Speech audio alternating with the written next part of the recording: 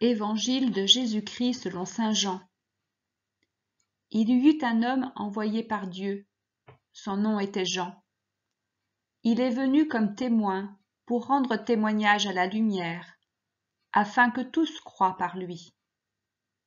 Cet homme n'était pas la lumière, mais il était là pour rendre témoignage à la lumière. Voici le témoignage de Jean, quand les Juifs lui envoyèrent de Jérusalem des prêtres et des Lévites pour lui demander « Qui es-tu » Il ne refusa pas de répondre. Il déclara ouvertement « Je ne suis pas le Christ ». Ils lui demandèrent « Alors qu'en est-il? Es-tu le prophète Élie ?» Il répondit « Je ne le suis pas. » « Es-tu le prophète annoncé ?» Il répondit « Non. » Alors ils lui dirent « Qui es-tu ? Il faut que nous donnions une réponse à ceux qui nous ont envoyés. Que dis-tu sur toi-même » Il répondit « Je suis la voix de celui qui crie dans le désert. Redressez le chemin du Seigneur, comme a dit le prophète Isaïe. » Or, ils avaient été envoyés de la part des pharisiens. Ils lui posèrent encore cette question. « Pourquoi donc baptises-tu, si tu n'es ni le Christ, ni Élie, ni le prophète ?» Jean leur répondit. « Moi, je baptise dans l'eau. Mais au milieu de vous se tient celui que vous ne connaissez pas. C'est lui qui vient derrière moi, et je ne suis pas digne de délier la courroie de sa sandale. » Cela s'est passé à Béthanie, de l'autre côté du Jourdain, à l'endroit où Jean baptisait.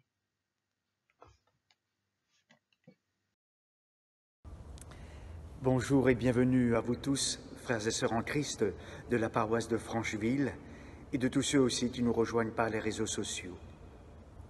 Avec l'équipe d'animation paroissiale, nous espérons que vous avez passé une belle semaine, cette semaine qui a été marquée par le 8 décembre, la fête de l'Immaculée Conception, la fête de la Vierge Marie, qui nous précède et comme on le chante aussi, qui marche avec nous.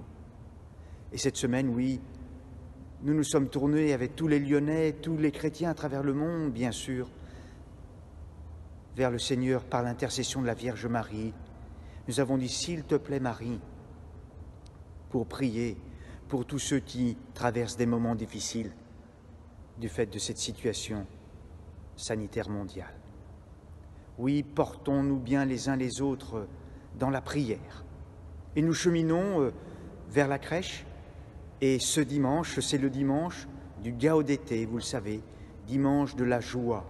C'est le maître mot qui résonne dans les différentes lectures, toutes les lectures de ce dimanche d'ailleurs. D'ailleurs, ça commence par l'ouverture de la célébration. Vous avez vu? Soyez toujours dans la joie du Seigneur. Soyez toujours dans la joie. Le Seigneur est proche. Voilà l'ouverture de la célébration qui donne le ton de ce dimanche. Puis la prière d'oraison, d'ouverture. Tu le vois, Seigneur, ton peuple se prépare à célébrer la naissance de ton Fils, dirige notre joie vers la joie d'un si grand mystère que nous fêtions notre salut avec un cœur vraiment nouveau. Voilà, préparer notre cœur pour renouveler notre rencontre avec le Seigneur.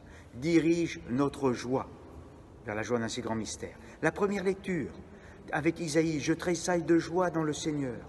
Le psaume, mon âme exalte le Seigneur.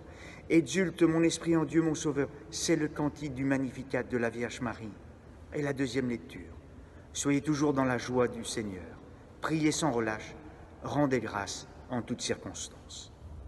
Je voudrais m'arrêter avec vous quelques instants sur cette parole des Thessaloniciens, chapitre 5, verset 16. Le début de la deuxième lecture dit autrement. Soyez toujours dans la joie. Priez sans cesse, sans relâche, et rendez grâce en toutes circonstances. Telle est la volonté de Dieu, à votre égard dans le Christ Jésus. N'éteignez pas l'Esprit Saint. Cette parole, nous la recevons dans ce temps bien compliqué que nous traversons, ce temps de crise mondiale. Cette parole un peu de fond, soyez toujours dans la joie. Soyez toujours dans la joie, bien sûr. Cette joie, ce n'est pas une joie épidermique, une joie psychologique, une joie éphémère. Non, c'est une joie intérieure, enracinée, profonde. La joie de la rencontre du Christ, la joie de sa présence dans notre vie, la joie de sa proximité. Oui, une joie intérieure et profonde que nul ne pourra nous enlever, pour reprendre les mots de saint Jean. Notre joie, le Seigneur. Et le pape François écrit dans la joie de l'Évangile remplit le cœur et toute la vie de tous ceux qui rencontrent Jésus. Avec Jésus-Christ, la joie naît et renaît toujours. Et comme poursuit Paul VI, personne n'est exclu de la joie que le Seigneur apporte. Oui, cette joie, c'est le Christ lui-même, une joie réelle et profonde. Il est le ressuscité, il est au milieu de nous et il nous accompagne. Alors, frères et sœurs, oui, comment accueillons-nous cette joie? Comment accueillons-nous Jésus? Le temps de l'Avent, nous le savons, c'est le temps pour renouveler notre rencontre avec le Seigneur. Alors regardons les choses à ajuster. Oui, et conduisons aussi tous les autres vers le Christ, vers le Seigneur Jésus, pour les amener à découvrir le Christ, la source de toute joie. Soyez toujours dans la joie, priez sans cesse, priez sans relâche. Mettez la prière aussi. Où en sommes-nous dans ce 3/4 de l'Avent maintenant? Y a-t-il un peu de prière dans nos journées? Priez sans relâche. Alors nous pouvons faire le point à une semaine de Noël et surtout mettre dans notre vie la prière ces jours. Prier.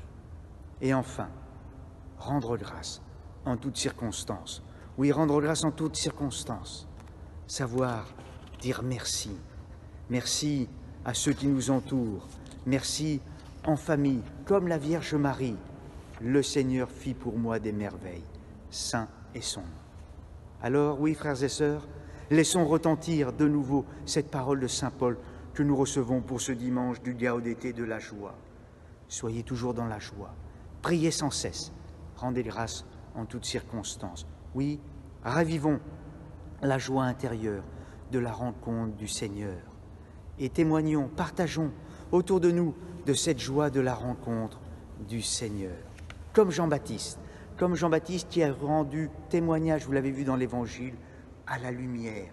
Jean-Baptiste qui a rendu témoignage à la joie. Alors nous aussi, oui, rendons témoignage autour de nous du Christ qui est notre joie intérieure, malgré les soucis et les épreuves que vous traversez, que ceux que nous accompagnons aussi traversent. Bon chemin vers la crèche, nous nous portons dans la prière. Amen.